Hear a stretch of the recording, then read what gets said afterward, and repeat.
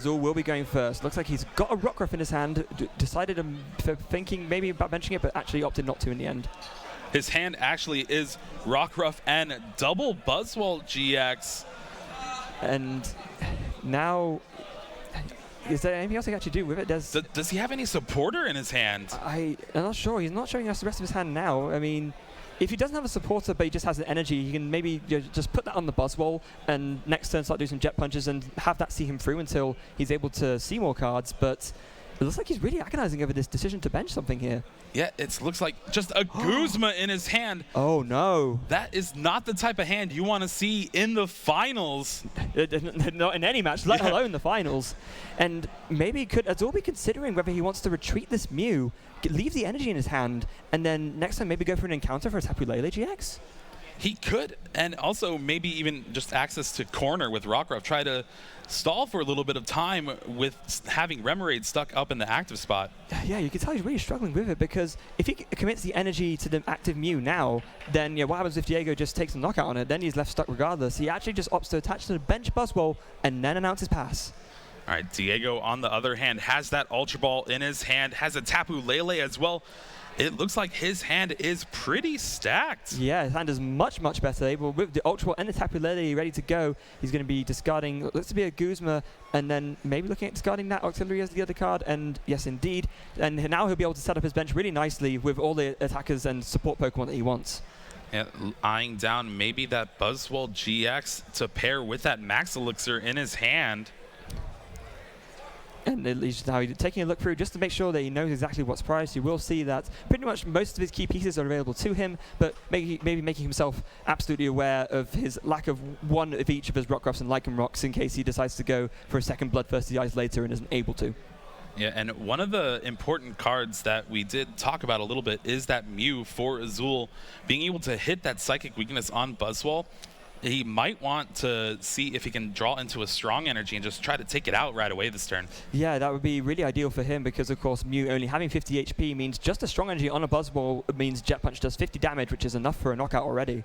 And then here is the Tapu Lele Wonder Tag, usually getting that Bridget supporter card, but there is no Bridget here, just a Professor Sycamore to load up his hand. Yes, of course, the Buzzwole Lycanroc deck being the top tier deck that doesn't make use of Bridget, not really needing to on the basis of all the other items and stadiums and such that it has to access its Pokemon, like Brooklet Hill and the multiple Ultra Balls. All these are essentially enough for Buzzwole Lycanroc to set up the way it wants to, and it means that you can dedicate your supporter to other things like Guzmas or Sycamores for drawing more cards.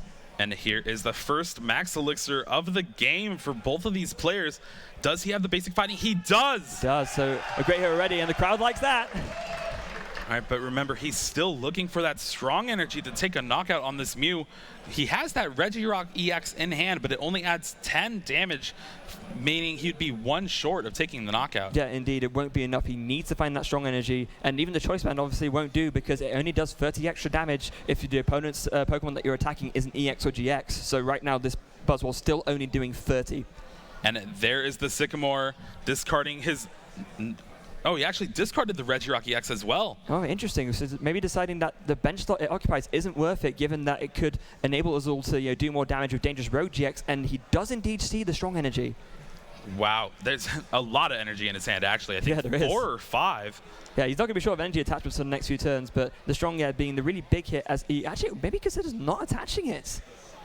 Is he maybe just going to go for a basic instead? I don't know if he has a way to retreat the Remoraid out of the active position. Oh, of course, you're right. So actually, maybe it makes more sense to just go for benching the second Buzzwole and attaching a strong energy to that, and then next turn you can just attach to the Remoraid in the active with one of the basics and then retreat and attack. All right, let's see if Azul's able to draw out of it. He does! Ultra Ball off of the top of the deck for Azul here. It could give him access for a Tapu Lele. Yeah, we know it's not prized, so there it is. Ultra Ball looks like he's going to discard the Guzma and the Auxiliary, and yeah, he'll be able to... He has been bailed out here. He's going to be smiling about that. And if anything, Dyego knows exactly how that goes if you've watched his top 4 matchup. Yeah, absolutely. And there it is. Tapu Lele goes to the bottom of the deck and just going for the Sycamore straight away. He knows what he's after. All right, we will have a game here, folks. This will not end just in a one-sided affair, and that's always great to see. Yeah, we wouldn't want that, especially not in the finals of the Masters Division of an international championship. Exactly. Sycamore going into Azul's hand and probably benching that other Buzzwole. There's no real threat of a dangerous rogue coming from Dyego in the next few turns just because there's no Rockruff on the bench. But there goes the Buzzwole, and the Choice Band actually goes onto the active Mew, and then the Sycamore gets played. Now, if he's able to find a strong energy plus the Regirock here, that would be enough to do a Jet Punch KO onto the Remoraid, which would be a pretty good turn for him. Yeah, Remoraid, one of the important cards. And, oh, he actually gets the strong energy and the Brooklet Hill to search that out. Yeah, fantastic. That's seeing exactly what he needs. And actually, he's going to go for the Bloodthirsty Eyes instead, opting to bring out the Buzzwole. We're going to attach the active Mew and Jet Punch it instead, just softening it up. Yeah, well, Mew having the great utility of using your own basic Pokemon attacks. And with the Choice Band, it actually deals 120 damage to the Buzzwole. That is a lot for a Pokemon which only has 50 HP. And also, it kind of plays this 7-prize game that Dyego really tries to want to avoid. Yeah, of course. If this Mew gets knocked out and then Azul can force Dyego to knock out 3 GX Pokemon in succession after the Mew, essentially the Mew was free. You know, getting knocked out doesn't progress Dyego any further in terms of the resources he invests to knock out enough things to win him the game. All right, so we do see the Brooklet Hill here. It's kind of a double-edged sword because it will allow Azul to get maybe a Remoraid, the Regirock, or another Rockruff essentially, but it also does the same thing for Dyego. Yeah, it does. Also, not only that, but Azul's bench is looking very full right now, and once Dyego gets down a Rockruff of his own and evolves it, Dangerous Rogue will be, of course, an option to him, and it will be able to knock out any Pokemon on Azul's side of the field, owing to how large his bench is. Yeah, and remember, Dyego on his turn 1 Ultra Balled away an Octillery, so it could mean that if Azul puts that 30 damage on the Remoraid, it could put him on the back foot and try to really find that Octillery. Yeah, absolutely. But meanwhile, that is just the Jet Punch. It's like 120 damage onto the active, really, really strong, and just opting to put 30 on the Remoraid in the hopes that maybe it doesn't evolve and there could be a free prize knockout next turn on both the Buzzwole and the Remoraid. Oh, but looking at Diego's hand, he actually has the Octillery, but he also has a ton of energy, so he won't be able to draw that much with Abyssal Hand. No, he won't, although he does have a follow-up strong energy, which will be really good for him. He'll be able to attach that to the active, and he will be able to do Jet Punch for a KO. But the problem he has is the rest of his hand is all energy as well, and then a Sycamore. Oh, no, that's not what you want to see, especially if you watched Seniors Finals. Yeah, in the Seniors Finals, we saw that one of the reasons why Preston fell behind so much was because he really had lack of access to energy, and Dyego might find himself in a similar position if he decides to Sycamore the rest of his hand away. All right, there's a Brooklet Hill for the Rockruff. Again, trying to threaten the Dangerous Rogue. It's one of the few attacks in this deck that can knock out almost anything your opponent has. Yeah, so of course Dangerous Rogue, as we already mentioned before, doing 50 damage times the number of bench Pokemon your opponent has. So right now we'll be doing 250 damage minimum, and that's not even factoring in things like Strong Energy and Choice Band, but neither of those are necessary to KO anything in Azul's deck anyway. Yeah, and unfortunately he might have to commit another energy to this slowly weakened Buzzwole, and having that one on the bench that could do it for him, he's not actually able to retreat the active. No, he's not. So, actually, just going to attach, the basic to the active, and then he will retreat for the 2 energy and just opt to attack with the fresh Buzzwole instead, which, as it has the strong energy on it, will be enough to knock out the Mew, and he opts to do the bench damage to the Remoraid as well. But again, I think Azul's probably fine with this. He got 2 energy off the board. Yeah, exactly. And so now in terms of tempo of energy attachments, Azul can now creep back forward, whereas perhaps before he was much further behind.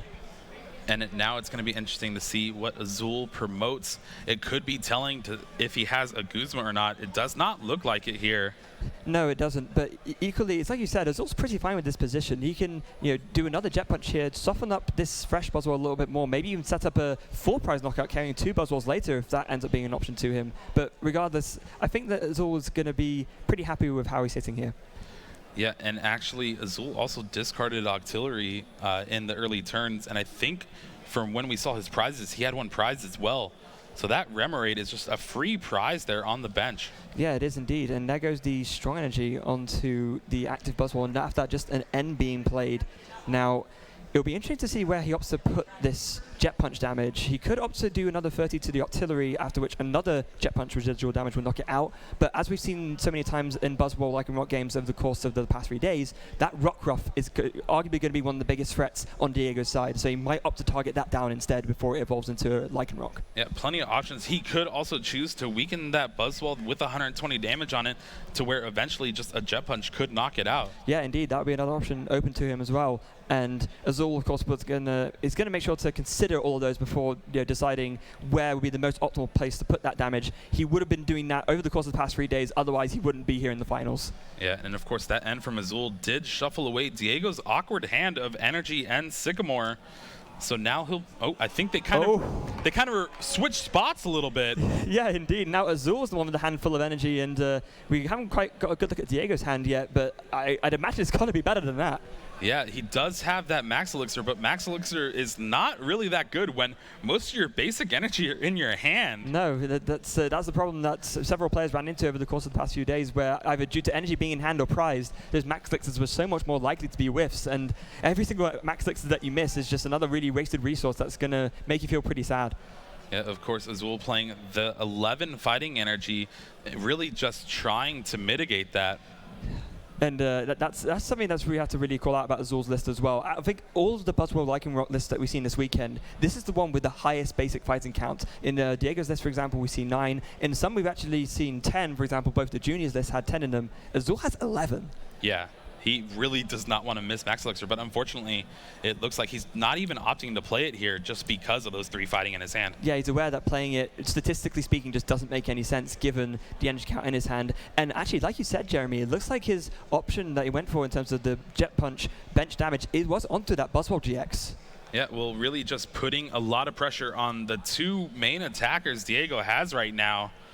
And although all the energy is on that active Buzzwole, and not evolving the Remoraid kind of shows a sign of weakness to Dyego. He's like, all right, well, I'm going to have you not have Octillery this game. Yeah, and this is actually doubly bad for Azul, because now Diego's inevitably going to use Jet Punch and knock out the Remoraid, and now Diego's going to be back on an even number of prizes, so he's managed to avoid that trap of falling into the 7-prize game.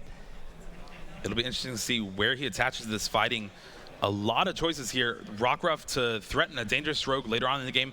Also Sudowoodo coming down onto the bench. Watch and Learn, such a useful attack, especially when your opponent's going to be using Knuckle Impacts and dangerous rogues and all sorts of stuff. Yeah, of course, Watch and Learn for a fighting energy colorless, being able to allow you Sudowoodo to copy exactly the attack that your opponent used last turn. So, you know, in the event of Azul using the, like I said, dangerous rogue or absorption, Sudowoodo could even copy both of those and potentially get a really big comeback knockout, but by only using a 1-prize Pokemon.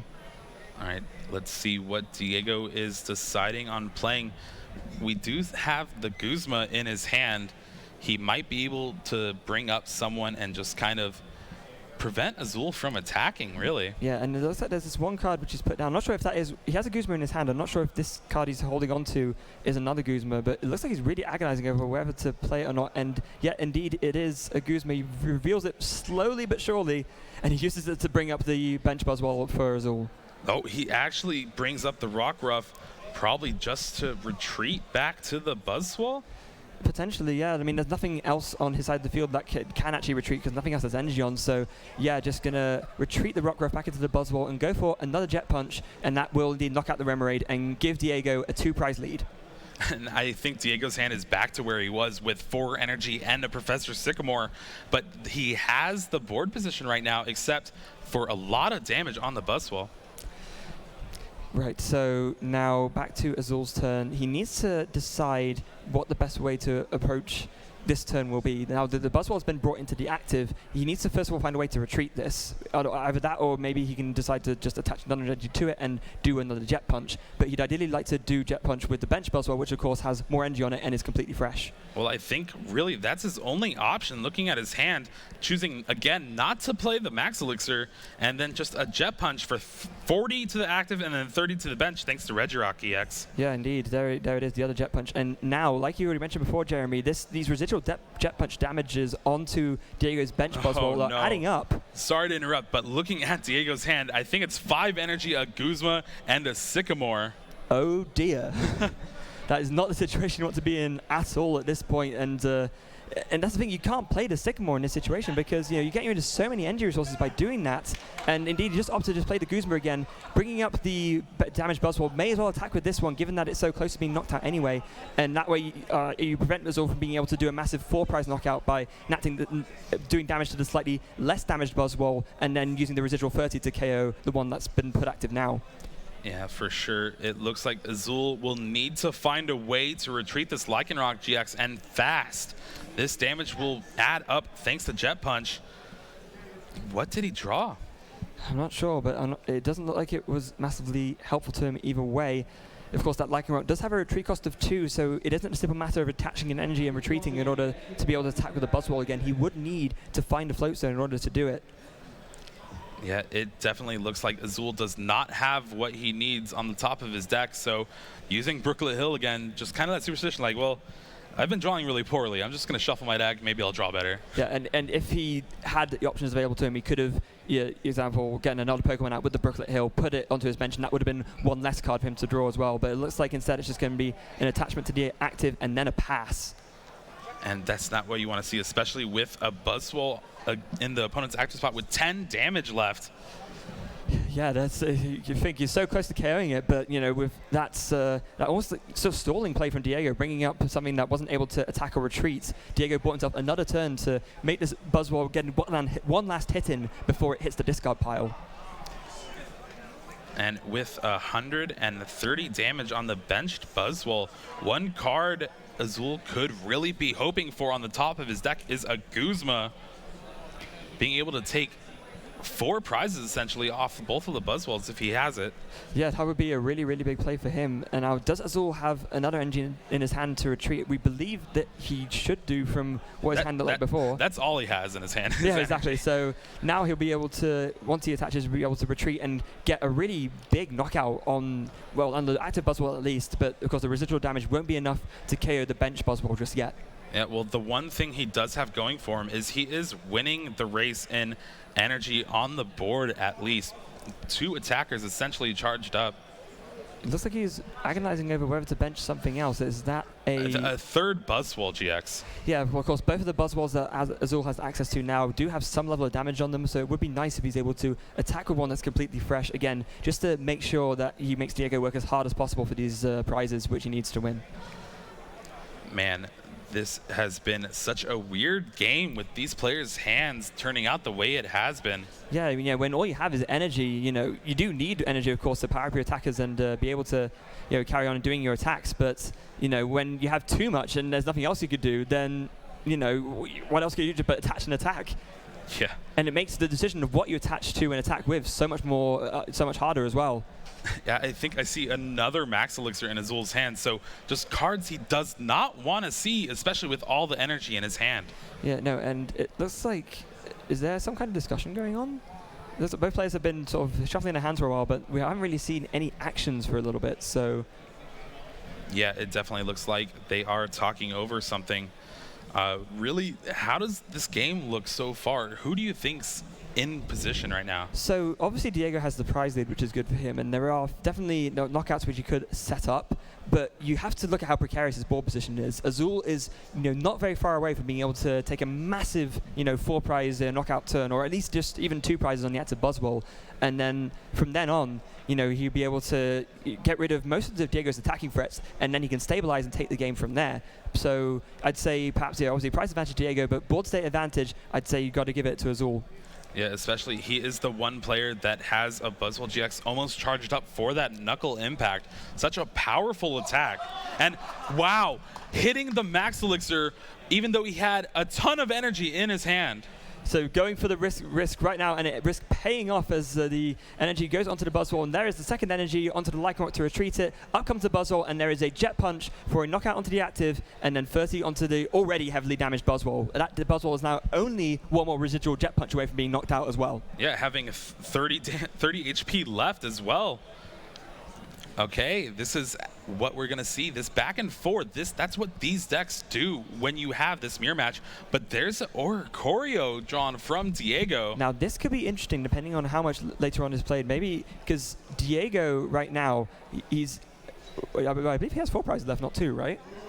Yeah, yeah, it looks like he should have 4 prizes left. But here we go, failing the Brooklet Hill, just checking his resources again. We just had an update on that. So actually, it looks like there was a slow play penalty awarded for Dyego. So Dyego now only has to take 2 prizes to win the game. Oh, that changes this completely. That Lycanroc GX on the bench with 160 damage. It is 2 Jet Punches away from getting knocked out. And even then, how many Pokemon are in the discard pile right now for Azul? I'm not sure, but even so, Supernatural Dance is just good enough, dealing 120 damage to Buzzwoles. And that Lycanroc is so close to being KO'd as well. You got to think next turn that Oricorio could just bring it up and put the last 2 damage counters to take knockout on it. Well, as of right now, Oricorio can knock out all of Azul's attackers here. Well, he doesn't even need to knock out all of Azul's attackers. All he needs to do is just knock out that Lycanroc on the bench, and that's it. It's flashy. It is flashy. Although it looks like Diego's still debating on it. Are there not enough Pokemon in Azul's discard pile still? There's at least the Octillery, so... Yeah, so there, he's just going to have a look now. So 1, 2. So there it is. Yeah. And there it is. Oricorio taking the game for Dyego. Brazil up 1-0 here. And you can hear that crowd. Wow, that prize penalty just turning things over completely. Dyego only needing to take 2 prizes to win, and so able to use the Oricorio to place those 2 damage counters onto the bench Lycanroc and take the win in game 1. Wow, what a weird game for our first game in finals. Yeah, I don't think we've quite seen a Buzzwole Lycanroc mirror play out like that at all so far. Yeah, and then of course we were talking about Mew being such a big card for Azul, but Oricorio coming in handy, coming in clutch. Yeah, and like you mentioned, even though we didn't quite see it there, of course, it does have that attack which does do 30 damage if there's a stadium card in play. With a choice band, that goes up to 60, and then double weakness, that's 120 on a Buzzwole. That's not too shabby. No, not too shabby at all. So now looking into game 2, how do you think either player is going to adapt their strategy in order to sort of maybe try and give themselves the edge compared to how they've seen each other play in the last game? Let's see. Draw more supporter cards that aren't named Professor Sycamore with a bunch of energy in your hand. I like that strategy. I think it's the winner. Yeah, that's such... The game was so weird where it's essentially them just attack pass because their hands are just filled with all their energy. Yeah, exactly. It's really difficult when you're in that situation. And like you said, the whole way that a lot of these really high-level decks operate is you draw lots of cards, have lots of different options to do in a given turn, and you access all your tools to do the extra damage to reach for those knockouts. But if all you have is energy, all of a sudden you have a lot less decisions, and every single one you make is that much more crucial. Yeah, and unfortunately there it looks like Dyego was able to capitalize and take the game 1 game away from being the 2nd ever Masters Division Latin America International Champion. And if that happens, I think the roof here might just leap off the building. Oh, I don't think there's definitely going to be a lot of celebration tonight if that happens. Yeah, undoubtedly. So now it looks like both players are almost shuffled up and ready to go, and it looks like Azul does have his basic ready, but Dyego is still looking at his opening hand. It looks like there's another discussion going on with the judges.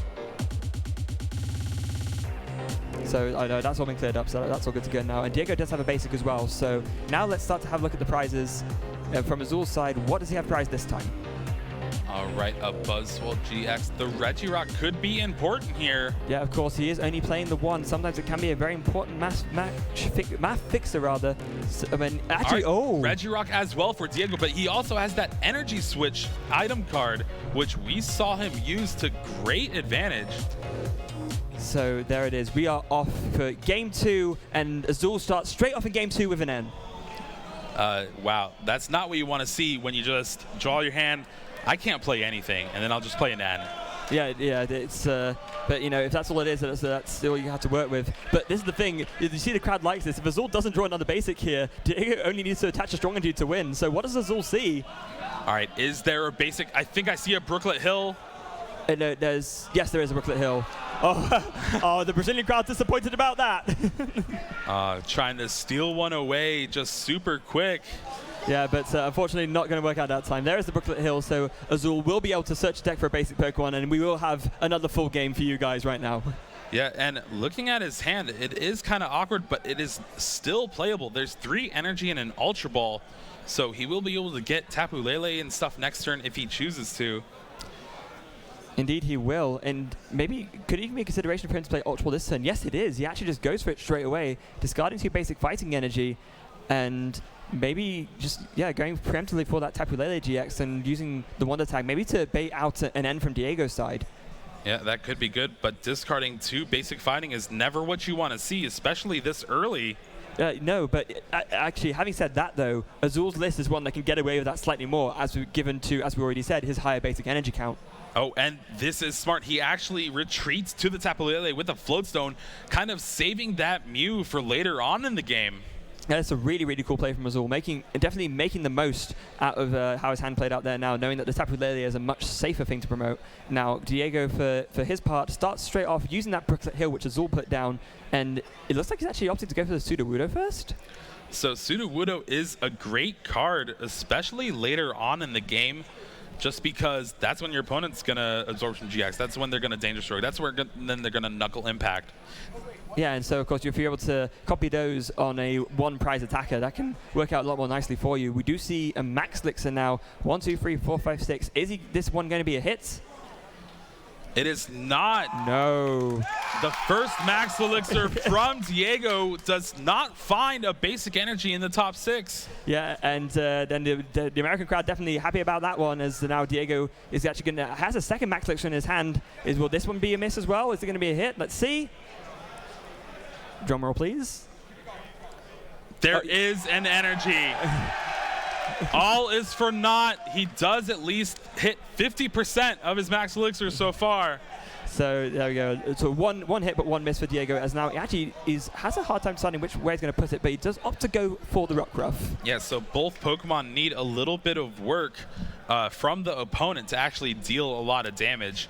Sudowoodo having them do a big attack, while Lycanroc GX having them have a full bench. Yeah, indeed. I mean, there is a Rockruff, another one being benched from Diego's side. Interestingly enough, he opts to play, see the split there of the promo Rockruff and the one from Guardians Rising. Normally the promo Rockruff we see is, for attacking against those Hooper stall decks, because of course that Hooper is invulnerable to a Pokemon EX and GX, so having something that can actually be able to attack it can be pretty useful, which is why you tend to play a mix. I actually like the split a lot here, especially because Corner is such a versatile attack and can really just steal a game up from someone. Yeah, Corner is one of those attacks where it might win you 1 in 1,000 games, but in that 1 in 1,000 games, you have it and you have the option to do it and you don't have access to it, you're going to regret not playing it, so absolutely makes sense to play a split.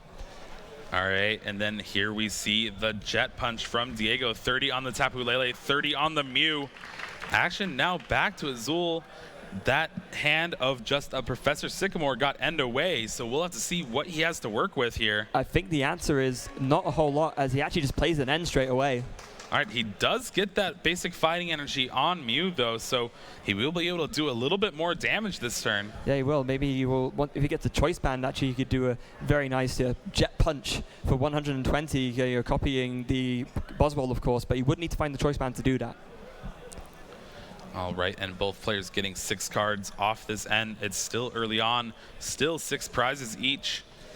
Now, what does Azul find off here? He does find another Brooklet Hill, a couple of energy, and a Remoraid. The Remoraid is pretty good for him. That means he'll be able to put that down, and then he should be able to have access to artillery later, but I don't see a draw supporter for him, unfortunately. No draw supporter, no Choice Band from him either, so this turn will be a little anemic, still doing 60-30 with Jet Punch from the Mew.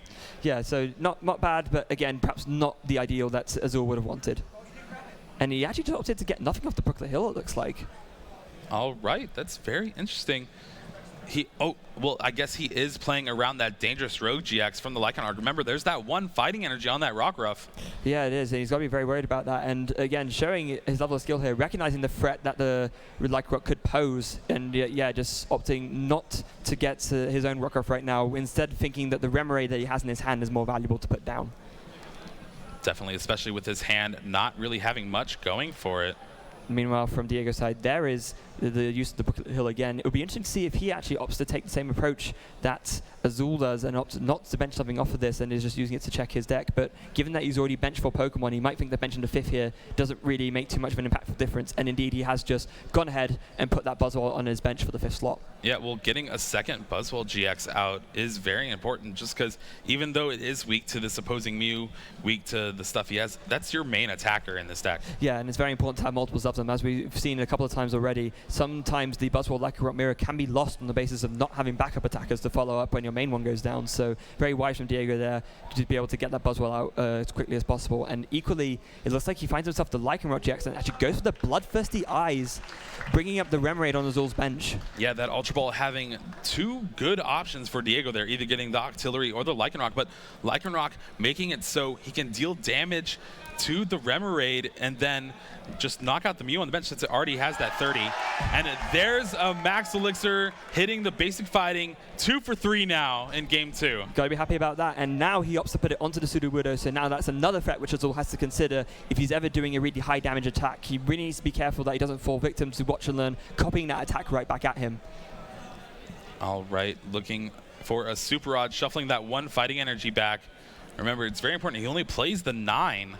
Yeah, so even though there's only shuffling back in 1, that's like, could be the difference between hitting his 4th Max Elixir or not. So just opting to use that Super Rod now, and just, oh, he's going to play the Sycamore anyway, so he might as well use it as well. Yeah, 7 brand new cards. It's looking pretty sweet here for Dyego. What did he get? Oh, he finds the Octillery. That's a really, really good find for him. But other than that, there's like a Floatstone, some energy, and a Remoraid. And there we go, Jet Punch, 30 on the Remoraid, 30 on the Mew, taking it out. Dyego now is the first one to take a prize this game. And now action is going to be back on Azul. As we already know, his hand is not really massively workable. He has to attach a basic fighting to the Remoraid, although he's going to have a quick look at Diego's discard pile before doing so. And actually, he's going to look at Goo Brooklet Hill one more time. All right, now you can kind of afford, like, okay, maybe I can bench this Rockruff, try to set up my own Lycanroc GX, because Bloodthirsty Eyes is a very good ability, especially in this matchup. Yeah, he wants to have access to that later on because he's undoubtedly going to need it to close off this game. And so there, down goes the Rockruff onto the bench. And now I guess we will see the fighting energy go onto the Remoraid, and then I imagine he's just going to retreat to the Buzzwole and announce Jet Punch. Yeah, but remember, we were talking about how the board looks with energy, and right now, Dyego has a ton of energy spread around. Yeah, the one saving grace for Buzzwole, or for Azul, is that this Buzzwole is doing quite a bit of damage. We see it does have the strong energy and the choice back on, so that will be 80 damage to the active and 30 to the Octillery. Next turn, in theory, Azul could take a free prize turn when both the active Buzzwole and the Octillery go down. Yeah, and again, Dyego is usually relying on that Dangerous Rogue GX to take a big knockout on a fresh Buzzwole, but Azul's been playing around it so well that right now its max damage is 150. And there's a big Guzma from Dyego. He's able to use that to bring up the Rockruff, which, as we've already mentioned, can be quite a threat, and equally bringing up his own fresh Buzzwole, which is much less likely to be able to be knocked out. The only saving grace for Azul is because there's no Regirock on the bench, this Rockruff survives with 10 HP. Yeah, but he does get that Remoraid on the bench knocked out after a second Jet Punch. So it is looking bad. Yeah. Now, one thing that is important to mention that both of these players currently have slow play warnings. So at any other point in the game, if one of them it ends up slow playing again, they will receive an instant double prize penalty. Yeah, and that is what caused the double prize penalty in the first game. Yeah, exactly. So both these players, I think, ever since then, I think they've both sped up a lot now. So I don't think that should be an issue either way. But just to let you guys know at home the full situation. All right, but here we go. Jet Punch with the fresh Buzzwole taking a double knockout here. Now 3 prizes for Azul. Indeed, and now, even though, again, the energy situation is favored to Dyego, you know, that was a really big knockout from Azul, and it's not like Azul doesn't have access to his GX attack either. There is a Lycanroc with 1 energy on the bench, so, you know, even though those 2 energies that he has are much less, the placement of them is still going to work out quite well for him, and now Dyego needs to be very careful about how he approaches in his next few turns. Yeah, so right now with the Lycanroc Dangerous Rogue, he's doing 170 damage. Another strong energy would make it so he could knock out a Buzzwole GX just straight clean. Yeah, and now, interestingly enough, that's for Red Rock, which he was able to fetch out of the prizes now, actually just gets Ultra Balled away. It'll be interesting to see what Dyego actually goes for here. Could be going for, looks like, I was going to say maybe going for a Lichen Rock, but no, he just grabs his Tapu Lele and just instantly grabs a Guzma. Yeah, so this is great. This Tapu Lele getting the Guzma means the Lichen Rock will be brought up, and a single energy card could mean a Knuckle Impact to take the knockout on Lichen Rock GX. That would be pretty big, and that would put Dyego in a really good spot. There is the energy, so he's got it as well. Down it goes onto the Buzzwole, and there is the Guzma bringing up the Lichen Rock, and now that's one of Azul's potential biggest comeback threats actually taken off the board. Yeah, and the one way for Azul to build up a lot of damage is through Max Elixir now. And he's been through quite a few energy cards. Yeah, he has. So this is going to be the make or break turn for Azul. The one saving grace for him is that he does have the Tapu Lele GX with the float zone already on it. And actually, a very interesting point there. It looks like Dyego actually opted to do Absorption GX. Yeah, having 4 prizes and Absorption GX dealing 40 times the number of prize cards you have with the strong energy is enough to take the knockout on the Lichen Rock, meaning next turn he can Knuckle Impact. And this is going to be the crucial Max Elixir, folks. Does Azul hit this? He does! All right, Azul is not out of it yet, folks, but remember that Watch and Learn Sudowoodo on Diego's bench could copy a big Knuckle Impact here. Yes, it's a very catch-22 situation. Azul knows he needs to do big damage to knock out this Buzzwole, but then Dyego could just come back just as strong and then take the knockout and win. And I don't even think I see another energy in Azul's hand. He might have to Cynthia to try to draw into it. Wow, this is my heart's racing, Jeremy. This is going to be very, very close either way, whether it goes to a game 3 or whether it ends here. All right, he is using that Brooklet Hill, getting out that Remoraid. Again, Octillery is one of the ways to combat late game N, and both players don't really have one in play. No, they really don't. And now Azul's getting the Remoraid out just in case the game doesn't end up going long enough that he finds Octillery and that ends up being relevant. But meanwhile, he's just gonna bench the Buzzwole and the Lichen Rock and the Reggie Rock, attach a Choice Band to the Buzzwole and just go for the Cynthia. Yeah, okay, 1 point to know. A strong energy here could mean a knockout with Absorption GX, and with Dyego already using his GX attack, Watch and Learn would be a moot point here. So that is definitely going to be what Azul's going to go for. So does he hit it off this? This is going to be a crucial Cynthia, folks. 1, 2, 3, 4, 5, 6. Does he get it? Strong energy for Azul here. He has it! And now Absorption GX can take the knockout here. A crucial draw for Azul as he now is right back into this game. And he's free to bench all the Pokemon. No GX attack left from Dyego here. And honestly, no attacking options here from Dyego at all. Wow, what a turnaround. Another Max Elixir charging up a Buzzwole on the bench. Things are looking amazing for Azul right now after just looking like he was going to lose next turn.